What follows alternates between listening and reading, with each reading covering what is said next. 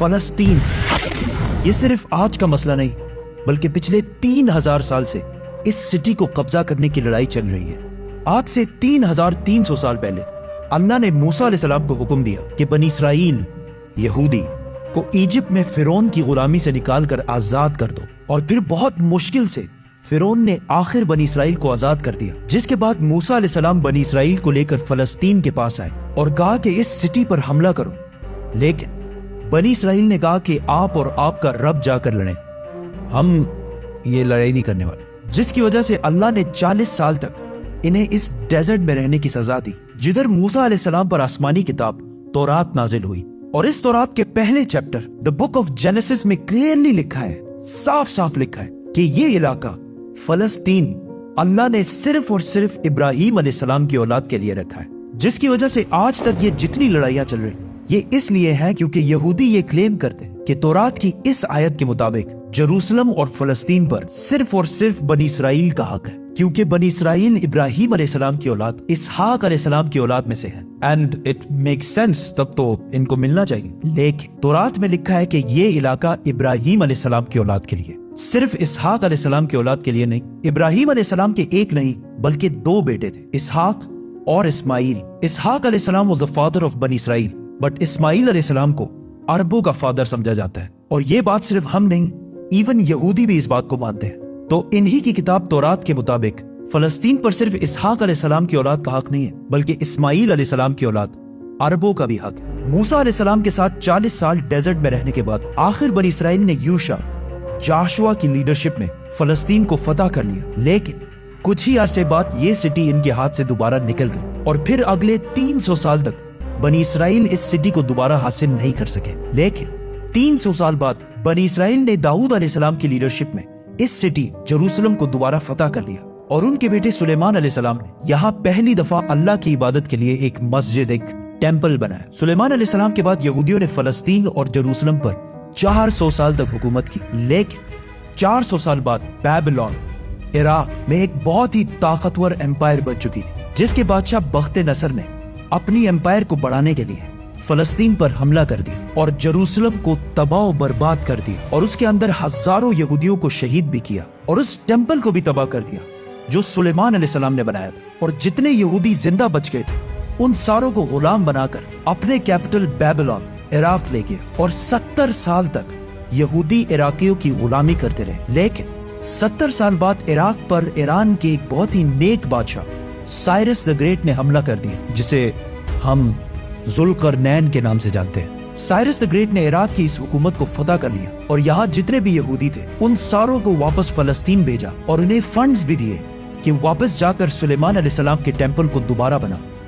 جو اس سے پہلے تباہ کر دیا گیا تھا۔ جس کے بعد یہودیوں نے پھر فلسطین پر 400 سال تک حکومت کی، لیکن پھر ان پر ایک ایسی حکومت نے حملہ کیا جس نے سارے یہودیوں کو یہاں سے 600 سال تک باہر نکال دیا، The Great Roman Empire، اور بنی اسرائیل پر اتنا ظلم کیا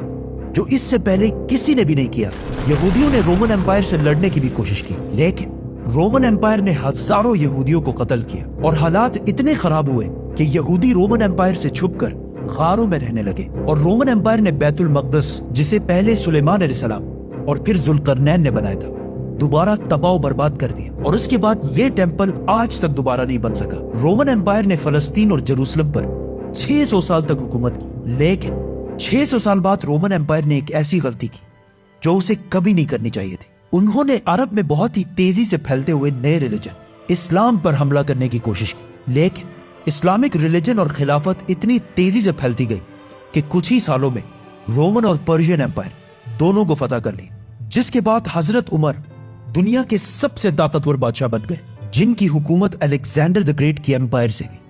بہت بڑی تھی۔ آخر مسلمان رومن امپائر کو فتح کرتے کرتے جروسلم کے دروازے تک پہنچے۔ رسول اللہ صلی اللہ علیہ وسلم نے پہلے ہی کہہ دیا تھا کہ مسلمان ایک دن جروسلم ضرور فتح کریں گے۔ اب مسلمانوں کے پاس 2 آپشن تھے، یا تو جروسلم کو اسی طرح تباہ کیا جائے جو اس سے پہلے باقی بادشاہوں نے کیا تھا، اور یا اس کا سیج محاصرہ کر لیں۔ آخر 6 مہینے بعد جروسلم کے گورنر سفرونیس نے کہا کہ میں یروشلم صرف ایک ہی شرط میں مسلمانوں کے حوالے کروں گا کہ مسلمانوں کے بادشاہ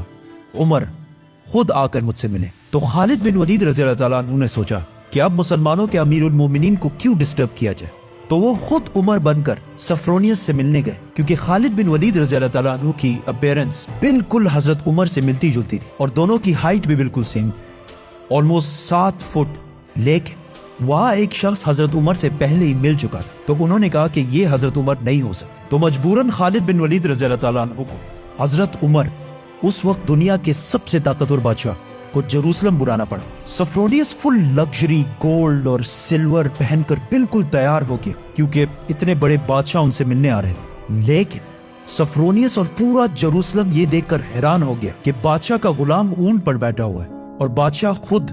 بالکل عام کپڑوں میں پیدل چل کر آ رہا ہے۔ یہ منظر جروسلم والوں کے لیے بہت شاکنگ تھا، کیونکہ اس سے پہلے جب بھی کسی بادشاہ نے جروسلم پر فتح حاصل کی، اس نے اس سٹی کو تباہ و برباد کر دیا تھا اور یہاں کی گلیوں کو خون سے بھر دیا تھا۔ لیکن اب یہ ایک بادشاہ آیا ہے جو ان ساروں سے زیادہ طاقتور ہے، لیکن بغیر کسی فوج کے اور بالکل عام کپڑوں میں۔ ایسا اس سے پہلے کبھی بھی نہیں ہوا تھا۔ حضرت عمر نے سارے ریلیجنز کو آزادی دی اور بغیر کوئی خون بہائے سفرونیس نے جروسلم کو حضرت عمر کے حوالے کیا، لیکن انہوں نے ایک شرط یہ بھی رکھی کہ مسلمان یہودیوں کو جروسلم آنے کی اجازت نہیں دیں گے۔ لیکن حضرت عمر نے اس کی یہ شرط نہیں مانی اور یہودیوں کو بھی بیت المقدس آنے کی اجازت دی، اور اس طرح پہلی دفعہ جروسلم ابراہیم علیہ السلام کے بیٹے اسماعیل علیہ السلام کے اولاد کے پاس آیا۔ اس کے بعد آلموسٹ 350 سال تک مسلمان، کرسچن اور یہودی جروسلم میں بالکل پیس اور امن کے ساتھ رہنے لگے۔ لیکن پھر 350 سال بعد کرسچنز نے پورے یورپ سے فوج جمع کر کے جروسلم پر دوبارہ حملہ کر دیا۔ اس وقت مسلمانوں کے آپس میں بہت لڑائیاں چل رہی تھی، جس کا فائدہ اٹھا کر کروسیڈرز نے آسانی سے جروسلم کو فتح کر لیا، اور جروسلم فتح کرنے کے بعد مسلمانوں اور یہودیوں پر انبلیویبل ظلم کیا اور ہزاروں مسلمانوں اور یہودیوں کو شہید کر دیا، اور مسجدوں اور سینیگوگز کو بھی تباہ کر دیا۔ اور ہسٹری میں لکھا ہے کہ کروسیڈرز نے جروسلم کی گلیوں کو مسلمانوں کے خون سے بھر دیا تھا، اور ایون مسجد اقصی کو بھی مسجد سے ایک محل، پیلس میں بدل دیا تھا۔ یہودیوں کے عورتوں اور بچوں نے اپنی جان بچا کر اپنے آپ کو سینیگوگز میں بند کر لیا، لیکن کروسیڈرز نے ان سارے بلڈنگز کو آگ لگا دی اور ان کے بچوں اور عورتوں کو زندہ جلا دیا۔ اور یہ سب صرف ہم نہیں کہتے، بلکہ یہ اوتھینٹک ہسٹری کا حصہ ہے جسے یورپینز بھی مانتے ہیں۔ اس کے بعد ان کروسیڈرز نے جروسلم پر آلموسٹ 90 ایئرز تک حکومت کی، لیکن پھر 90 ایئرز بعد مسلمانوں کے ایک بہت بڑے بادشاہ سلطان صلاح الدین ایوبی نے پوری مسلم دنیا سے فوج جمع کر کے جروسلم کو دوبارہ کرسچن سے چھین کر فتح کر لیا۔ اور اس وقت سارے کرسچنز کا یہ خیال تھا کہ اب صلاح الدین ہم سے اسی طرح بدلہ لے گا جس طرح ہم نے لاکھوں مسلمانوں کو شہید کیا تھا۔ لیکن صلاح الدین ایوبی نے بالکل حضرت عمر کی طرح سارے کرسچنز کو معاف کر دیا۔ ایون کرسچنز بھی اس بات پر حیران ہوئے اور صلاح الدین سے پوچھا کہ جب ہم نے فتح کیا تو ہم نے ہر مسلمان کو قتل کیا تھا، لیکن صلاح الدین ایوبی نے انہیں کہا I am not those men. I am صلاح الدین۔ صلاح الدین صلاح الدین ایوبی نے ان سارے ریلیجنز کو دوبارہ آزادی دی اور مسجد اقصی جسے محل بنا دیا گیا تھا اسے دوبارہ مسجد بنایا اور ادھر پہلی نماز ادا کی۔ جروسلم کو جب بھی کسی بادشاہ نے فتح کیا ہمیشہ ادھر بہت خون بہایا ہے، سوائے مسلمانوں کے جنہوں نے ہمیشہ بالکل پیس اور امن کے ساتھ اس سٹی کو فتح کیا۔ صلاح الدین ایوبی کے بعد ایک بار پھر سارے ابراہیمک ریلیجنز جروسلم میں بالکل پیس اور امن کے ساتھ 800 سال تک رہے۔ 800 سال۔ لیکن 800 سال بعد اور آج سے 100 سال پہلے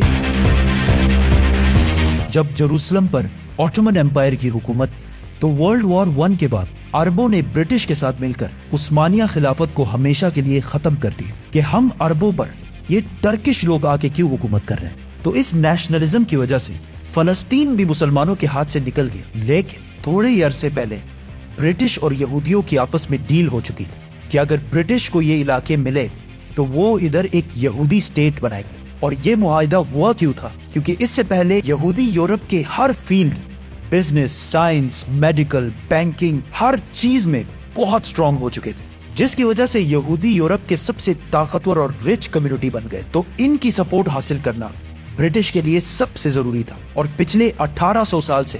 یہودیوں کے پاس اپنا کوئی بھی ملک نہیں تھا۔ تو ان میں سے کچھ یہودیوں نے زائنزم کی سوچ شروع کی کہ ہمارا یہودیوں کا بھی ایک اپنا ملک ہونا چاہیے، اور اس کے لیے انہوں نے اسی فلسطین کے علاقے کو چنا۔ اور یہ ملک حاصل کرنے کے لیے انہوں نے ہر طرف سے کوشش شروع کی۔ یہودیوں نے ایون عثمانی خلیفہ سلطان عبدالحمید سے بھی ڈیل کرنے کی کوشش کی، لیکن انہوں نے صاف انکار کر دیا، جس کی وجہ سے یہودیوں کو سمجھ آ گئی کہ اگر اپنا ملک بنانا ہے تو عثمانیہ سلطنت کو ختم کرنا ضروری ہے۔ اور جیسے ہی ورلڈ وار 1 کے بعد آٹومن امپائر ختم ہوئی اور فلسطین آٹومن امپائر سے برٹش کی طرف چلا گیا، تو یہودی پوری دنیا سے اسی سیکرٹ پلان کے تحت فلسطین شفٹ ہونا شروع ہوئے اور فلسطین کے مسلمانوں سے زمینیں ڈبل ٹرپل پرائس پہ خریدنے لگے، کیونکہ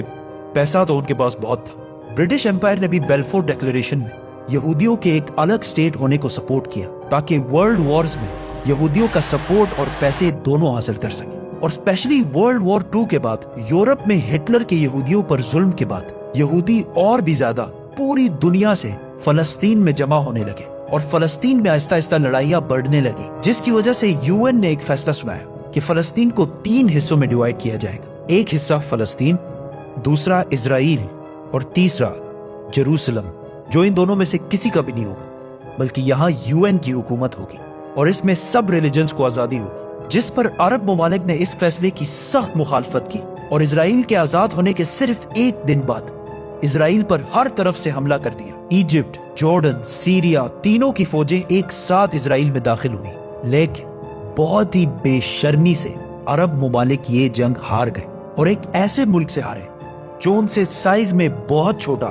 اور جو اس جنگ سے صرف 1 دن پہلے آزاد ہوا تھا۔ اس ہار کی وجہ سے جو پلان UN نے اس جنگ سے پہلے بتایا تھا، اس کا صرف 40% علاقہ فلسطینیوں کو ملا